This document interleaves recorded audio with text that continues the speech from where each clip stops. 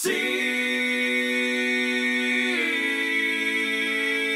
me after everything. See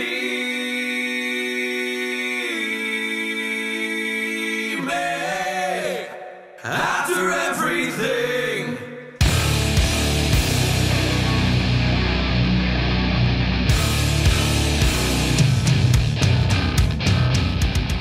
My name is Chris Sanchez, and I'm from Pico Rivera, California, and I designed and created a Darkchylde costume and makeup. Darkchylde is a comic book character that was created in 1996 by Randy Queen. I believe it was published by Maximum Press.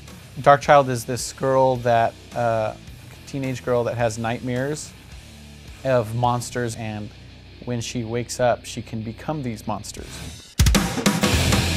The reason I picked Darkchylde was I really liked the concept, and I liked the fact that she had so many different looks for me to choose from, and I really hadn't seen a Darkchylde cosplay done too often. I have zero previous experience in doing this. I have zero experience in sewing. I have zero experience in makeup and zero experience in mechanical work. Zero experience with pretty much everything I did.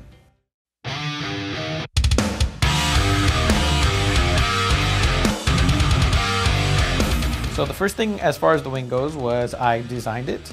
I then bent some wooden dowels by soaking them in water, and I sanded them to look like the bone of the wing.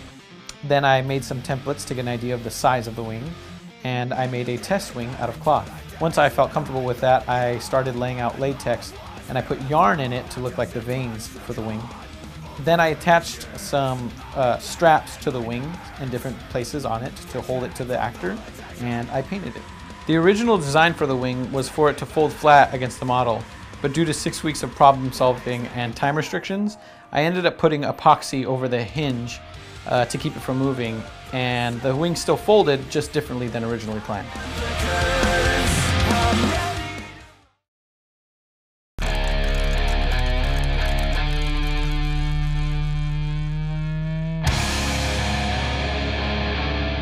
For the claw, it was inspired by an online tutorial I saw, but I tweaked it to fit my needs. I started by cutting copper and soldering it together in the shape of a hand. I then cut threaded rod and connected them with hinged joints to make fingers.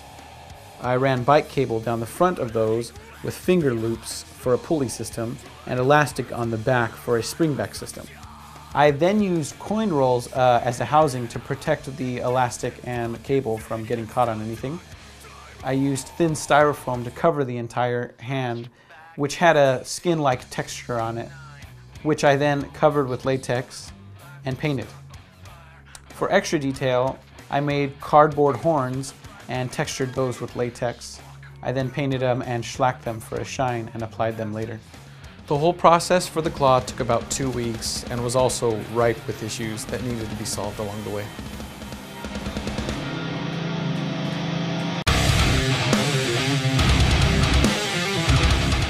For the dress, I had a friend who sewed often and basically told me exactly what it was I would need to do.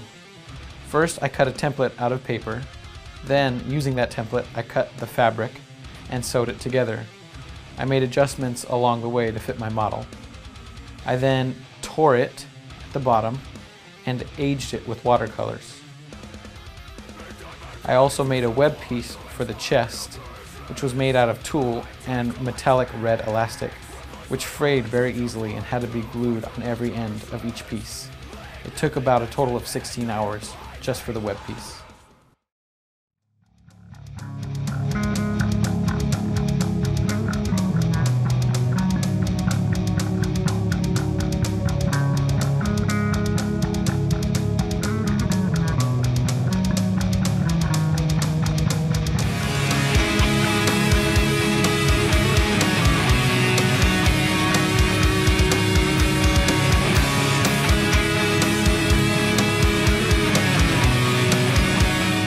On the day of application, my girlfriend assisted me.